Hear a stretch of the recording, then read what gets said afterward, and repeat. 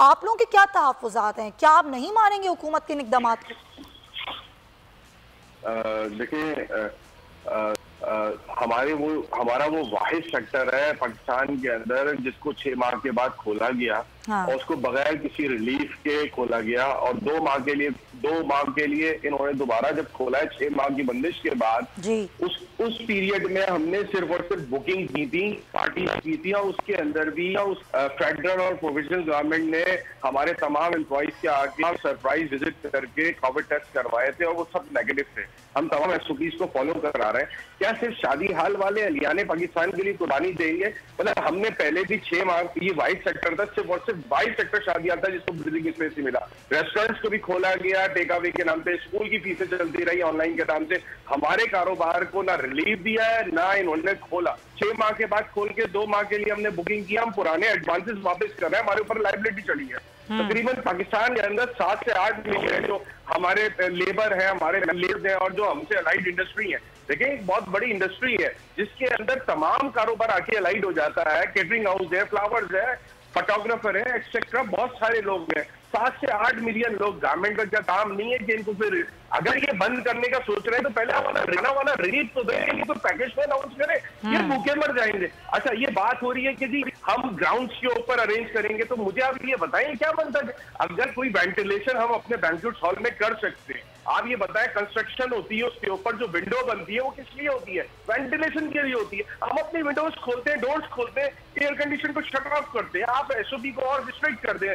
आप इसका check and balance बढ़ा दें, हमने सीसीटीवी कैमरास लगाए हैं, आप उसके अंदर देख सकते हैं। अगर हमारी वायलेशन होती है आप उसको परमानेंट सील कर दें। जब तक ये यानी कि आप ये कह रहे हैं कि जो वायलेशन करें उनको बंद करें, सारे बैंक्वेट हॉल को बंद ना करें, आप ये कह रहे हैं?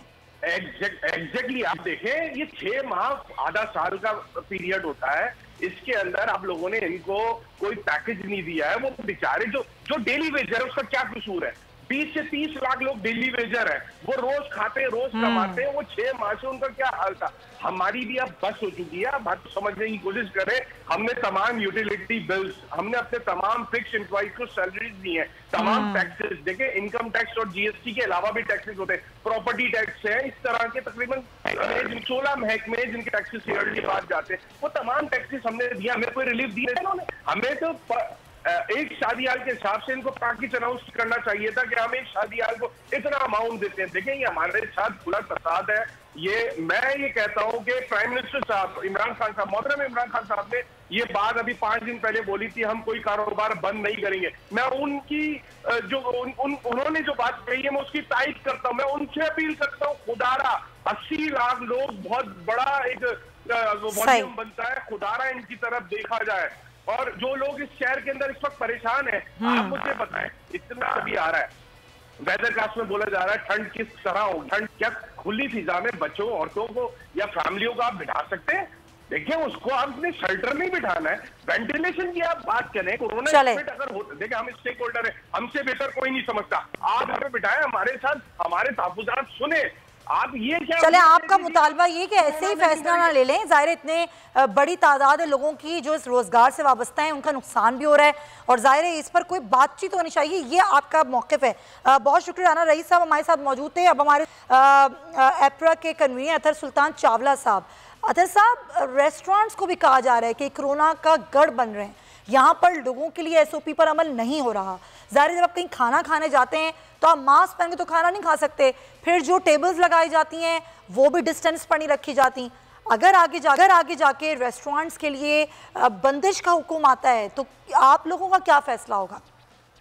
जी अस्सलाम वालेकुम। वालेकुम अस्सलाम। देखें ये गलत है कि ये कहना कि कोई भी एक जगह जो है वो कोरोना का जो है वो गढ़ बन रहा है। अच्छा। ये मुमकिन ही नहीं है। अच्छा। क्या जलसे जो हुए थे वो मास्क पहन के हुए थे?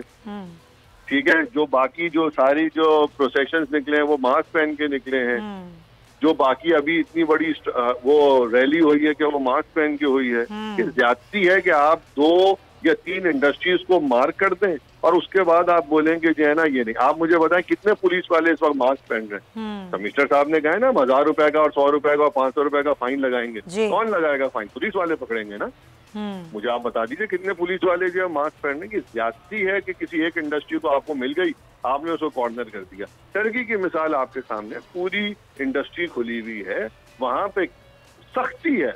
मैं अभी 2 हफ्ते पहले टर्की से होकर आया हूँ, सख्ती है। पुलिस वाले ने मुझे एक ने रोक दिया, मैं सिर्फ उस वक्त मास्क सही तरह पहन रहा था, बल्कि मेरे पास गिर गया था सॉरी मास्क। उसने कहा किधर है आपका मास्क? मैंने कहा जी अभी पहना। उसने कहा आप पे फाइन हो जाएगा।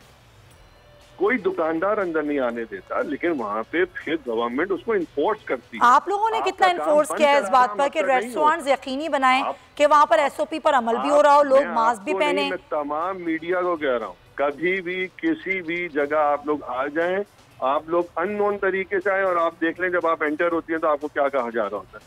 जाहिर सी बात है, जब आप एंटर होंगे हम तो उसी वक्त कहेंगे, खाने की टेबल पे बैठ के पूरी दुनिया में कोई नहीं कह रहा कि मास्क पहनो। कह कौन रहा है? पूरी दुनिया में खाने की टेबल पे बैठ के कौन मास्क पहन रहा है? कहीं नहीं जरूरत। लेकिन ये ज्यादती है कि आपने कहा कि ये 10 बजे बंद हो जाएगा। कोरोना क्या 10 बजे के बाद आता है? चले आप भी इस चीज के मुखालिफ हैं, किसी एक इंडस्ट्री पर इस तरीके से उस पर बंदिश की जाए। सब्सक्राइब करें और बेल दबाएं ताकि कोई खबर रह न जाए।